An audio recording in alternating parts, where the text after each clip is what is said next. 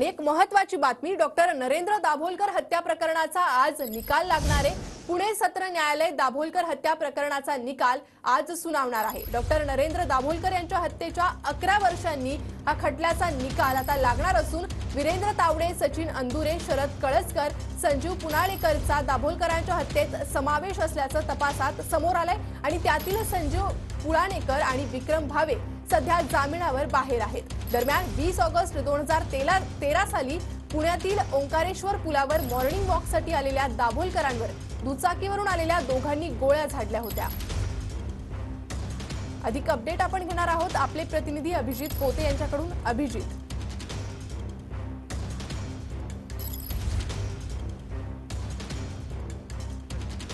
निकाल आहे महत्त्वाचा निकाल तो आज दुपारपर्यंत खरं तर येण्याची शक्यता आहे। 2013 मध्ये आपल्याला माहिती आहे की पुण्यातील महर्षी विठ्ठल रामजी शिंदे पुलावरती सकाळी मॉर्निंग वॉकला आल्यानंतर अनिशचे कार्याध्यक्ष डॉक्टर नरेंद्र दाभोलकर यांची 2 दुचाकीस्वारांनी गोळ्या झाडून जी आहे ती हत्या केली होती आणि याच प्रकरणी सप्टेंबर 2021 मध्ये पुणे विशेष न्यायालयात 5 जणांना दोषी ठरवत दोषारोपपत्र जे आहे ते दाखल करण्यात आलं होतं।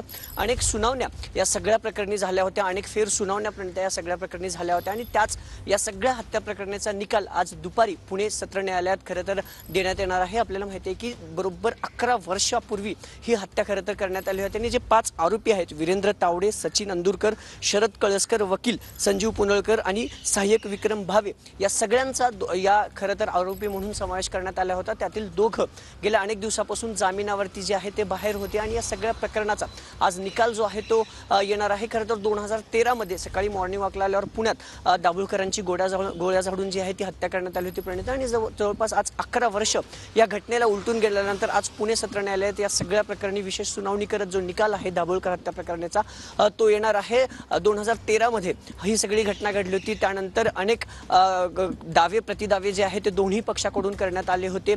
पुणे विशेष न्यायालयामध्ये यावरती दोषारोपपत्र दाखल करण्यात आलं होतं आणि या प्रकरणी अनेक आतापर्यंत सुनावण्या ज्या आहेत ते खरं तर पुणे विशेष आणि सत्र दोन्ही न्यायालयात पार पडले आहेत आणि त्यानंतर आज जो आहे तो या सगळ्या हत्या प्रकरणाचा डॉक्टर दाभोलकर हत्या प्रकरणाचा निकाल खरं तर येणार आहे आणि दोन्ही पक्षाकडून आज देखील अनेक दावे प्रतिदावे केले जातील आणि जो निकाल आहे तो आज दुपारपर्यंत खरं तर 11ला ही सुनावणी सुरू होणार आहे। या सगळ्या सुनावणीला दुपारच्या सुमारास हा खरं तर निकाल येण्याची शक्यता आहे। प्रणिता, या सगळ्या प्रकरणात आता नेमका काय निकाल येतो? एकूण 5 आरोपींवर दोषारोपपत्र या सगळ्या प्रकरणी 15 सप्टेंबर 2021 मध्ये पुण्यात जे आहे ते दाखल करण्यात आलं होतं आणि तब्बल 11 वर्षानंतर डॉक्टर नरेंद्र दाभोलकर हत्या प्रकरणाचा निकाल आज येणार आहे। प्रणिता, अगदी अभिजित, या सुनावणी संदर्भात तुमच्याकडनं अपडेट घेत राहू। तुर्तास धन्यवाद या सविस्तर माहिती संदर्भात।